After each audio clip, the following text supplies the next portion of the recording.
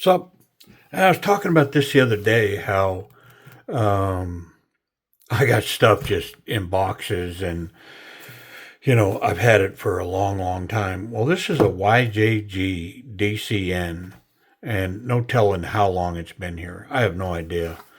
And so let's get to it. Let's take a look at it. And yeah, this is a CN027 RIHE design, 10CR15 MOV, titanium pocket clip, titanium backspacer. It's got a cutout and a pin for a lanyard and carbon fiber inserts, shredded carbon fiber. Pretty cool stuff. It's kind of semi polished. Big knife, I can tell. Yeah. What a tank. What a beast of a knife. It's a beast. Liner lock. Oh, so good. Yeah, it's wonderful. Let's try these studs. Reverse flick. Nice. Thumb flick. Yep. And then, of course, it's got that front flipper. Let's get it. Oh, yeah. Money. Money. The jimping. Woo. Nice.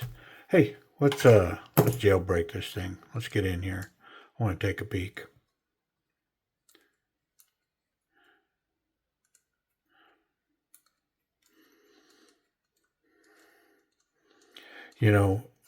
The crazy thing is when we look in these, what we find is the same high-end stuff that we would find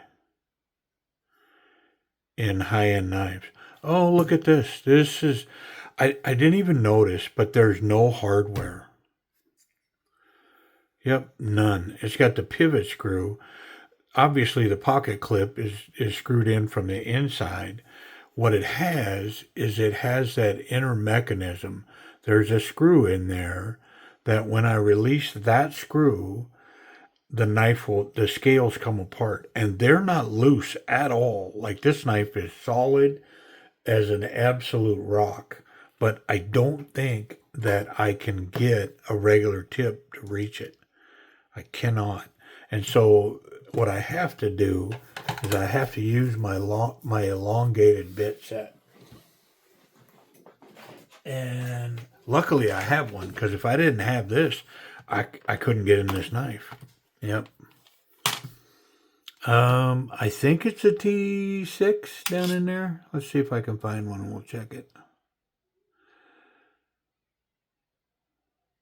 Yeah, there's a T6. Let's check it. That's a T6. Okay, so got the driver. Let's try to get the right angle at it. We don't want to be straight on to it.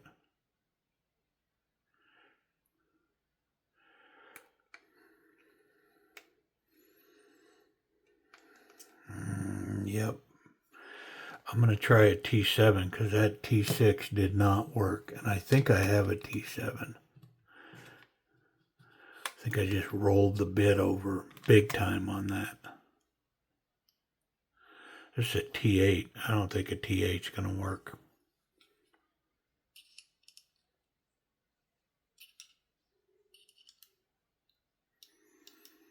Nope. I think I have a T7, but maybe not in these elongated bits. Not a T8. I may be stuck like a duck, because I can't get in it.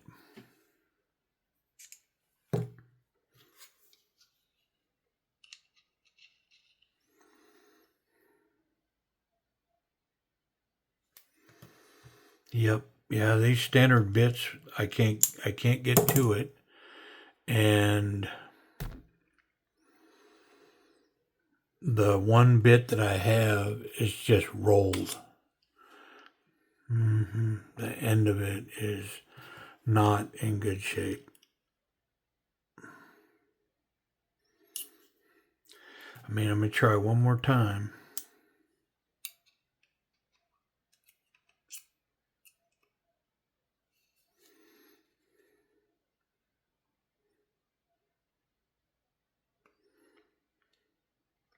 Nope. Yeah, it's just, it's too rolled. It's not going to bite.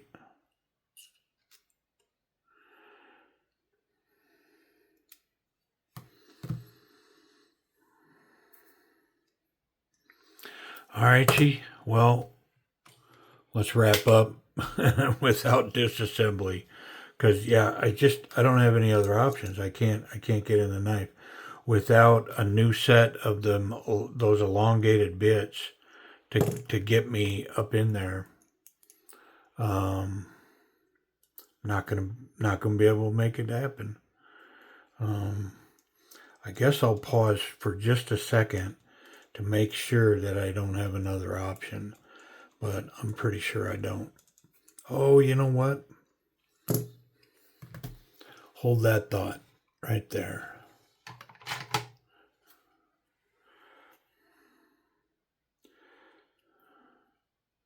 There's a T6, my Gorilla Grip.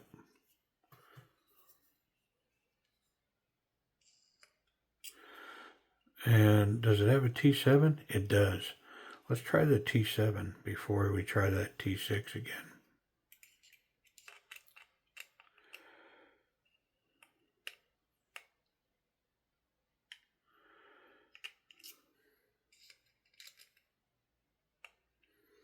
Nope, it's a T6. And the end of this bit doesn't look wonderful either.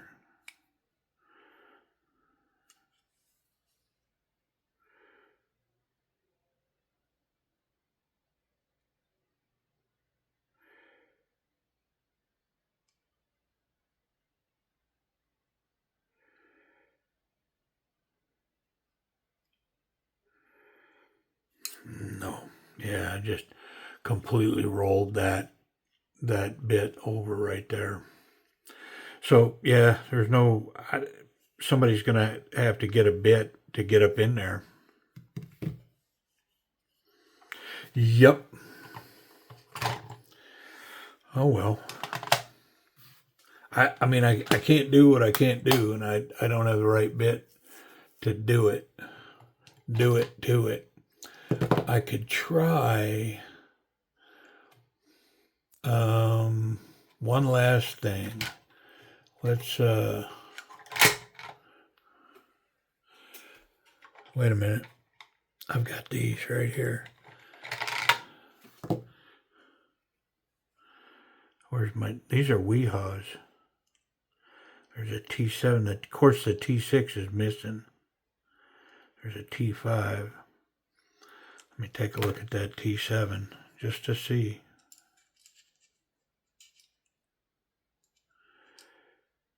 No, it's the T6. And I think it's knives like these that got me purchasing some of these thin bits. Something tells me that this T6 is in here. I thought I remembered it being in here.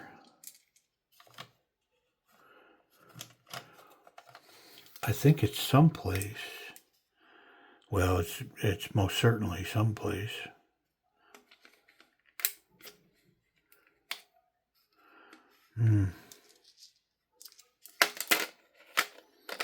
Where did I see that? I saw it somewhere. I saw it. Is it up here?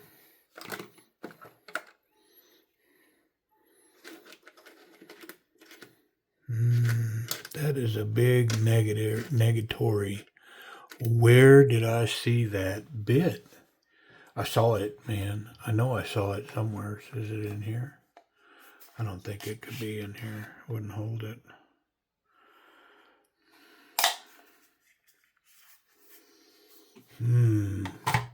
All right, let me see if I can find it. Okay, it was in here. And so this is a pretty solid little weehaw bit right here. And so if we have any chance of getting that out of there, it's going to be with this right here. I think I'm going to put it in this one. Actually, no. Let's just bring out the big gun right out of the gate. Let's get a straight on line to it.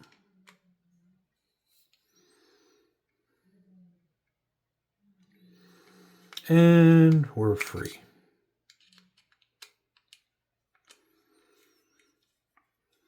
So listen, if you go to Timber's Edge Knives to purchase this knife, it'll be for sale there. Make sure you got these skinny bits. I forget what they're called, but they're like mini bits, where these are quarter inch. That's like a mini bit. And you're gonna have it to get into this knife. And it needs to be a good one. Because you saw I tried two less expensive bits. And of course, then I put the weehaw bit on it, and I was in like Flint.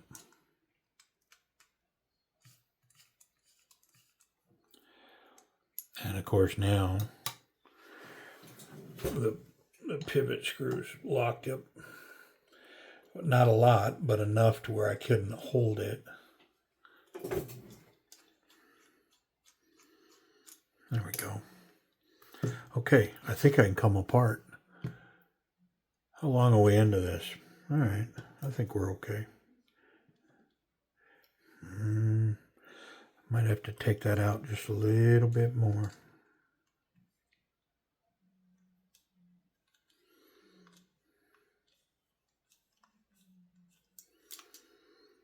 There we go.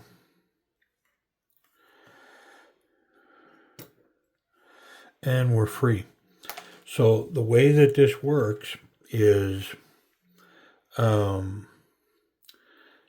that screw, let me take this off so I don't drop bearings and stuff. That screw right there goes up into this right here, and that lines up with that other piece. So when they're lined up, they're beveled.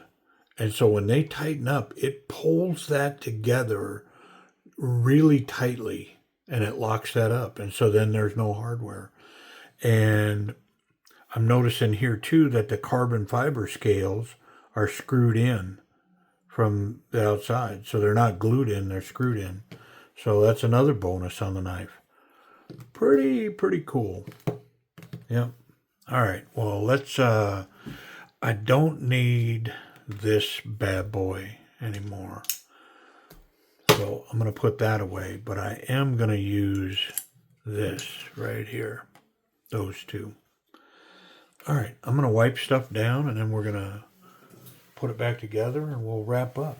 Where's my towel?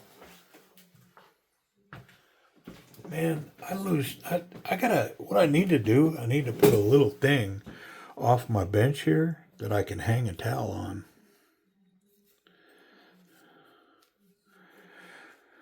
What's the chance of that happening?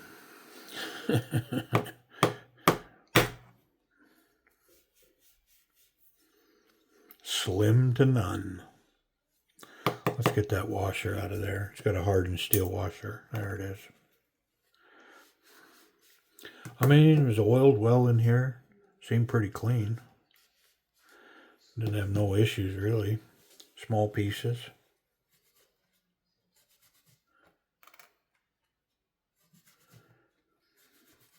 YJGDCN. RIHE Designs. Most of this stuff. I can't say all of it, but I believe most of the YJGDCN, which stands for Yangjiang, Guangdong, China. Yep. YJGDCN. Which, is that a state-owned factory there, the Yanjiang. Y'all know. I mean, how many knives come out of there, right? A lot, and a lot of good ones, my opinion. Now, some would argue that point with me, but most of the people that would argue that point, in my opinion, don't argue it from a position of knowledge and fact. They argue it from a position of dislike the country of China. That's the only reason to not like most of the knives coming out of Yanjiang, Guangdong, China, because they're quality pieces. They're built well. They tend to stand behind their product. The list goes on and on and on. They'll take that Pepsi challenge up against knives made anywhere in the world. Pick a knife made somewhere, and there's a knife coming out of Guangdong, Yangjiang, China, that will stack up against it.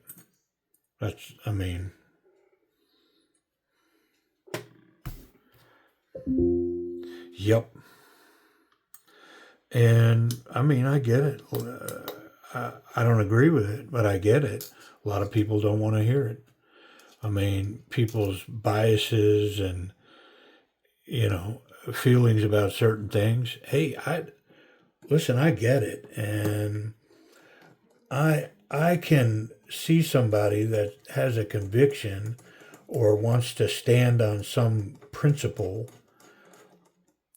even in the face of it not making a lot of sense. It's just on principle. That's how they see things. And I have a level of respect for that, even though it can be based in nonsense or non-facts or not make sense or, be evil even. But if somebody's convicted and on principle they feel a certain way about something and they're willing to ride that wave, I can respect that. If you're that convicted about it to where nobody can convince you different, and that's the way you see it in the face of logic and proof, and like if I let you hold this knife and run the action and feel how absolutely solid this knife is, and even in the face of that you go, yeah, I hate it. I go, why? And you go, because it's made in China. Okay, well, I can respect that you'll hold that line. I don't agree with it, not at all, not 1%. I got nothing against China, and it's like, well, but their government. Okay, well, have you looked our government in the mirror lately? Every day it's something, man. Billions of dollars in waste and corruption and graft, and people get elected to these political positions and they go there broke, and a year later they're a million bazillionaire. And that's both party lines. All those people are just absolute elitists, man. And how does that line up with serving the people? These people are serving themselves. And, it's like a pastor. Do I fault a pastor for living in a good house and wearing a Rolex or whatever? No, what do I care, man? If you can wear a good watch, wear a good watch, or, live in a mansion. I don't care. But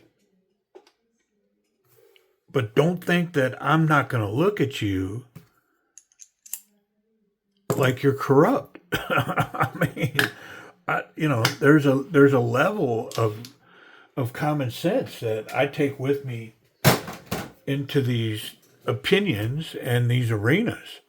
If you're a pastor and live in a life of servitude, and you live in a $30 million mansion and you're flying in, private jets or whatever. I mean, listen, in the end, I'm not your judge, but it kind of doesn't line up with what you're saying. And same thing with politicians, man. They're going to Washington to serve the people. And then you find out that their stock portfolio a year in is worth $1 million. I mean, am I against them because they made some money? No. I mean, good for them. But I'm going to call it the way I see it. And so if you hate this knife because it was made in China, all I can tell you is that's foolish. Doesn't make any sense. Now, if you're convicted to feel that way and you don't own televisions that are made in foreign countries, you don't own a cell phone because most of the components are made in China. Like if you go down the list in your life and go, yeah, I'm not going to cherry pick the things that I hate from China. Like, I'm not just going to hate Chinese knives. I hate everything.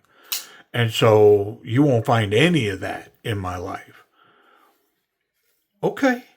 Well, then I'll have respect for you in the sense that you follow your convictions.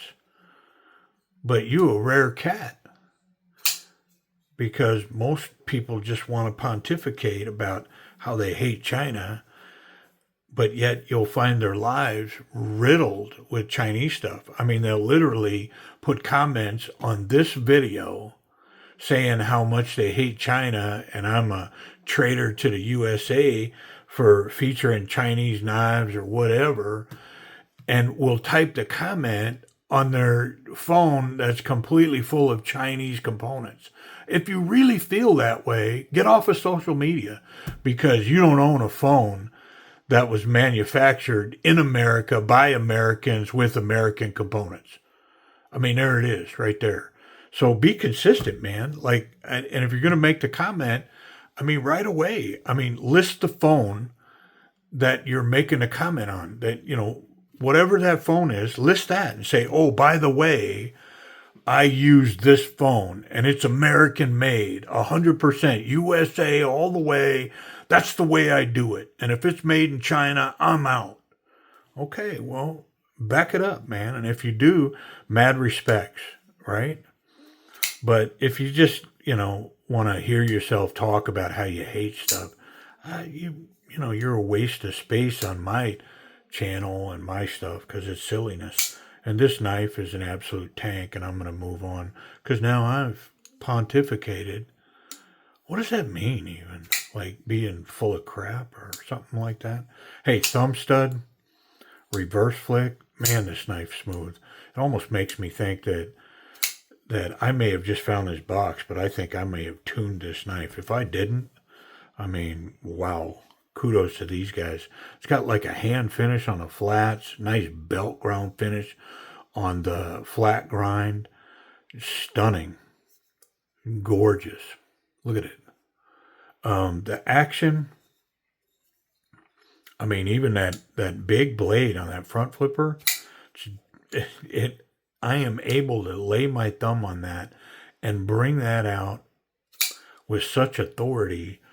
I'm going to give it an A. A to A minus, but I'm going to lean it to an A because it's legit. I'm just going to give it an A. It's legit, that level action. Ergonomics, the fit and finish of this knife, I'm just going to rate it really high. A because it's got this unique closure system. One tiny little screw sucks them scales together and locks this up super tight, like you wouldn't know. And then there's no hardware. Even the carbon fiber inserts are screwed down. So yeah, it's built really well. Access to the liner lock, I'm going back to action a little bit, but this is lowered. It's jimped and raised up a little bit. Very intuitive, about 40% lockup. Super easy to unlock. Where's that detent at? It's way up there. I mean, so it's pretty high. Great ergonomics, super comfortable in hand. I mean, somebody took a piece of clay and squeezed it. And that's what they ended up with. It's very nice. Doesn't have a proper finger guard, so it's a little shy of like a confident grip, but it's a wonderful large knife. Reverse grip, can cap that with the thumb, grab the pocket clip, and then there's enough real estate here to absolutely get a monster confident grip with a reverse Pakal style to bring that tip to bear. And it's almost like a spear. You know, if we go straight down that blade, it's like a spear tip, an absolute needle for sure. Let's check the pocket clip. Man, I really ranted about the USA stuff. Somebody must have said something to me recently. I don't know. Yeah, I mean, in my opinion, standard jean size material, and this is a fairly bulky knife. There's not near enough tension on that pocket clip. Um, yeah, and I could see it right there. I wish I would have checked it before I put it back together. And in the interest of time, I'm going to take it apart and I'm going to put a little tension on that just because it's not quite right. And then put it back together. So I'll be back. Okay, just to get you up, I had to take these two screws out and take this backspacer out, and then I was able to take the pocket clip out, and it's got a ton of more tension on it now. I barely lift it up, and so that's what I wanted to do. So let me finish putting it back together, and then we'll wrap up. Okay, so I have repaired that pocket clip, or adjusted it, let's say that, and we're all back together, blade centered, everything's done right. Let's check that pocket clip. Here we are in standard jean size material again. Yeah, and the tension's about over twice as much. Yeah, I wouldn't call it a dryer clip just because it's a smooth surface there, but it definitely has bite and grip now in the pocket. About a quarter of an inch sticking out. This is a big knife. Let's see how we do on large material. Yeah, it runs just as well. So if you were going to put that on some duty pants or whatever, it's got plenty of room underneath that clip to accommodate thick material. And then back pocket, it'll work there. I'm just me personally. I think what I would do is take it apart again, and I would cross hatch on the bottom of this pocket clip with a abrasive file so that could grip material because it's just really smooth. I mean, and you know, it's a particular thing. You might put that in your pocket, and the tension of it, you just go, yeah, I love it. I don't know what he's talking about with that pocket clip because, I mean, look, it's got bite. It bites for sure. All right. Well, I'm not going to say it's a bad pocket clip. It's just not spectacular. No blade contact through the back, and the tip is nicely recessed. So clip's good, tip's good, and I can handle a knife any way I want. As long as the blade's closed, I avoid that sharp part. Nice detent, snapping it in. And I can't shake it out of there. So pretty nice. We're locked up 35, 40%. Very nice. Let's check that 10 CR. I think I need a new piece of paper. I know I do. And see how sharp we are. We're in home insurance. Yeah, we need to cut that up.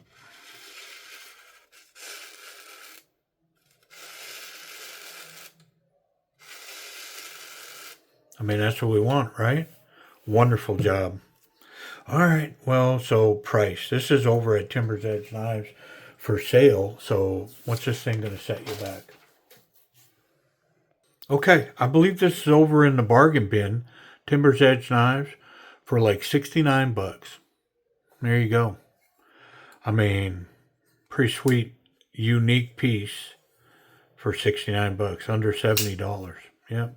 All right. Hey, I appreciate you watching. If you're interested, head over there to timbersedgeknives.com. Check it out.